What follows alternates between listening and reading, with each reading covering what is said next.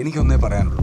നമ്മൾ കുട്ടികൾക്ക് സിഗരറ്റ് വിൽക്കില്ല എന്നൊരു സ്റ്റാൻഡ് എടുക്കണം. എന്നിട്ട് നമ്മൾ അത് ഉറപ്പുവരുത്തണം. അതിന് സർക്കാരിന്റെ നിയമമില്ലേ? അത് നമ്മുടെ ജോലിയല്ലല്ലോ. അതിനെപ്പറ്റിയൊന്നും ആരും ബോധോടല്ലോ സർ. നമ്മൾ വേണം അത് ഇൻസിസ്റ്റ് ചെയ്യാൻ. അല്ല, താനെന്താ ശബരിമലയ്ക്ക് വല്ലതും പോയോ? പെട്ടെന്നൊരു ബോധോദയം വന്ന പോലെ. ഞാൻ കുഞ്ഞായിരുന്നപ്പോ നാട്ടിൽ ഈ സിഗരറ്റിന്റെ ഷേപ്പിൽ മിഠായികൾ ഉണ്ടാവാറുണ്ടായിരുന്നു. ആരെങ്കിലും കണ്ടിട്ടുണ്ടോ അത്? Yes, I remember.